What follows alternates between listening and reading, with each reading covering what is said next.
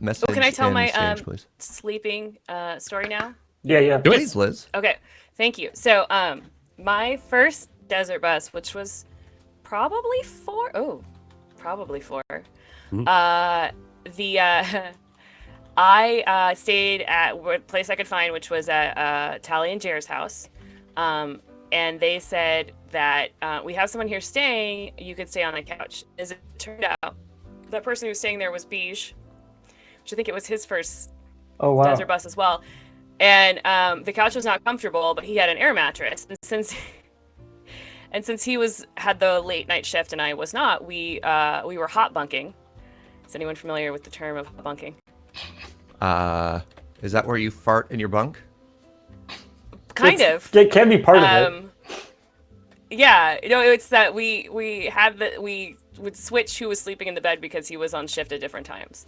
Now that I know more about like sharing germs and space and beige, I probably should have just brought my own bed or stayed on the couch. But it was funny to me that I was like, wow, I had no idea how much this was like preparing me for the beauty and smells that is Desert Bus. And ever since then, it's just been uphill. I have my own bed every year. This time it's like my bed.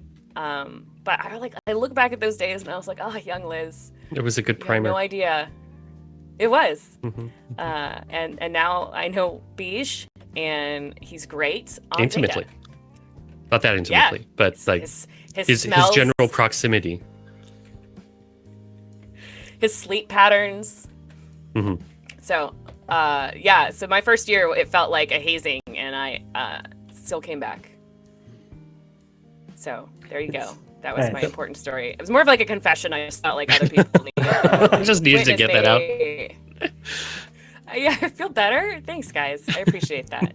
We're here for you, Liz.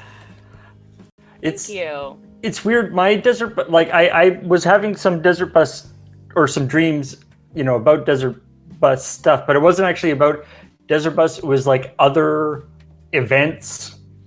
It was clearly like anxiety related to desert bus, but it was like, performing a play that I didn't know what I was supposed to be doing in, and then like doing something else where like I was not prepared for. So, but none of it was desert bus. It was like, my brain was like, yeah, you'll be fine on desert bus. Here's a bunch of other scenarios that you won't be fine in. Yeah. Let's look at those. But what if you had to take a test in your underwear while performing a school play? And your teeth fell That could out. happen. Yeah. Actually, my favorite. I remember this wasn't because of Desert Bus, but I had a dream about those like UK sort of panel type shows, right? Mm-hmm. Where they have there'll be like a topic and they'll have a bunch of really funny comedians and stuff, and they'll all like sort of come up and or throw in jokes and come up with a thing about that topic or whatever. And so I was imagining me being on that. I was dreaming me being on that show, and everyone comes up and like kills it, does amazing jokes, amazing joke, and I've got something in my brain. I've got like an idea that's like, oh, this is going to be great. This is going to be great. And so I jump up there and I start telling the joke, and then like immediately once you start telling it, you realize that it's like, oh, this is not going to be good. This is way too complicated. This is bad. And it's not going to work. And it totally bombs. And then I wake up, right? And so I'm lying there in bed and I'm like, oh, this is the worst. That was terrible. I feel so bad. And then I took a second. I was like, hey, wait a minute. That was my dream. My brain also came up with all the other jokes that all the other comics in the dream were doing. They killed it in the audience. My brain just left the bad joke for me for some reason, but it still was like, I came up with all those other jokes. So that's still good, right? For it. Yeah. Your brain's a jerk. Yeah.